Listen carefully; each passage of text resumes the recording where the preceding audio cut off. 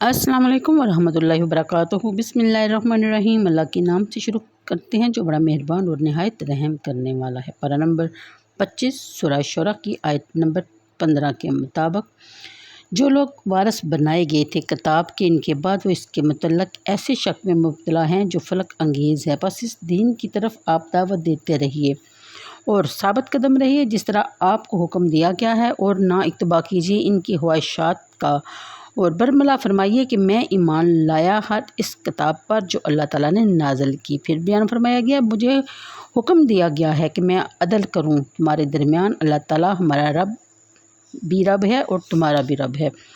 रब है, हमारे लिए हमारे अमाल हैं और तुम्हारे लिए तुम्हारे अमाल हैं। किसी बहस और तकरार की ज़रूरत नहीं हमारे और तुम्हारे दरमियान। फिर बयान फरमाया गया, अल्लाह हम सब को जमा करेगा और इसकी तरफ सब ने पलटना है। और जो लोग हुज्जतबाजी करते हैं अल्लाह के दीन के बारे में, इसके बाद कि अक्सर हक शनास इसको मान चुके हैं, सो उनकी हुज्जतबाजी लगू है। फिर बयान किया जाता है कि इनके रब के नज़दीक इन पर अल्लाह का गज़ब है और इन्हीं के लिए सख्त अजाब है। अल्लाह ताला वो है जिसने नाज़िल किया है किताब के को हक़ के साथ और नाज़िल किया है मीज़ान को। और तुम्हें क्या मालूम कि शायद वो घड़ी करीब ही हो जिसकी तुम जल्दी मचाते हो। इसी के लिए वो लोग जो ईमान नहीं रखते इस पर, यानी और जो लोग ईमान लाए हैं वो खौफज़दा रहते हैं और इससे, और वो जानते हैं कि हक़ क्या है। खबरदार जो लोग शक करते हैं क़यामत के मतलब, वो बड़ी गुमराही में मुब्तला हैं। अल्लाह ताला बहुत मेहरबान है, अपने बंदों पर रिज़्क़ देता है जिसको चाहता है और वही कवी और ज़बरदस्त है।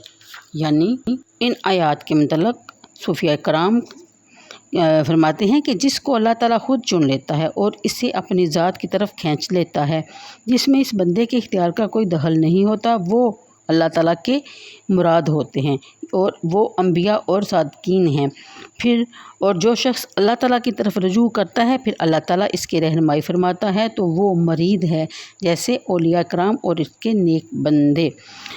और ये भी बयान फरमाया गया कि लोगों का राय हक़ से इनखराफ और अलग अलग फ़िरक़ों का मर्ज़ वजूद में आ जाना ये महज बेइल्मी और गलत फ़हमी के बायस नहीं होता, बल्कि अक्सर और बशतर ऐसे इंतशार इफ्तराक का बायस इनका बाहमी हसद, अनाद और रकाबत हुआ करता है।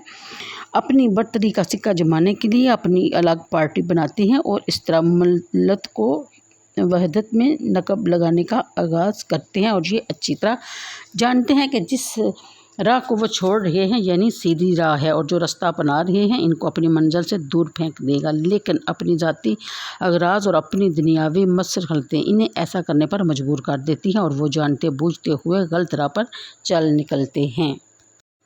और ये भी कि इनकी करतूतों का तकाजा तो ये है कि इन्हें फ़ौरन तहस नहस करके रख दिया जाए, लेकिन आपके रब ने अपनी रहमत और हिकमत के पेश नज़र इन्हें एक मुकर्रर वक़्त तक मोहलत दे दी है, इसीलिए वो इस वक्त तक इनकी रस्सी ढीली छोड़ेगा। हो सकता है कि इसी असना में इनकी चश्मे होश खुले और इन्हें अपनी गलतकारियों पर नदामत हो और तौबा करे अपनी बख्शिश का सामान करने। और अगर इनकी बेखुदगी का यही आलम रहा और मुकर्रर मियाद तक उन्होंने संभलने की कोशिश ना की, तो जब मुकर्रर वक़्त आ जाएगा तो चश्मे ज़दन में इनको हरफ गलत की तरह मटा दिया जाएगा। और ये भी बयान फरमाया गया कि ये मक्का मुकरमा के मुशरिक जिन्हें गुज़श्ता कौमों की तबाही के बाद कुरान हकीम जैसी किताब का वारिस बनने की सआदत नसीब हुई थी, वो अक्ल के अंधे इस तज़ब्ज़ुब में मुब्तला हैं कि आया ये किताब खुदा की नाज़िल करदा है या नहीं।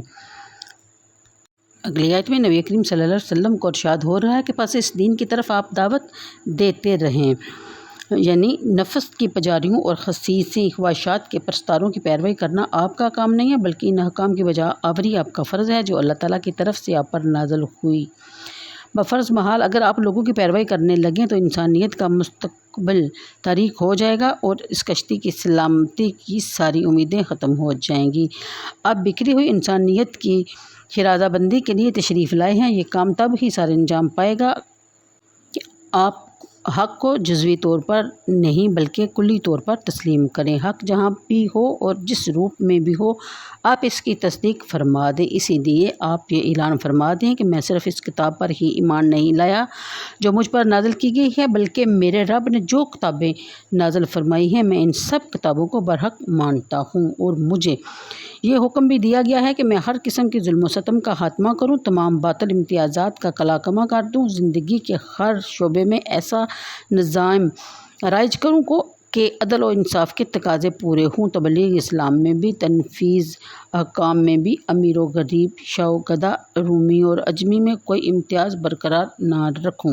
گویا انسانی معاشرے سے ہر قسم کے جور و جفا کا خاتمہ اور عدل و انصاف کا قیام اللہ تعالیٰ کی طرف سے حضور کی ذمہ داری ہے، اور جب اسلام کو غلبہ اور اقتدار نصیب ہوا تو دوست و دشمن نے دیکھا کہ اپنوں اور بیگانوں نے دیکھا، ساری دنیا والوں نے دیکھا کہ کملی والے نے اور اس کے غلاموں نے کس خوبصورتی سے اس ذمہ داری کو سر انجام دیا۔ تو آج کے لیے اتنا ہی، مجھے دیجیے اجازت، دعاؤں میں یاد رکھیے گا، ویڈیو کو لائک اور شیئر کر دیا کریں، یہ آپ کی بھی ذمہ داری ہے۔ اللہ حافظ۔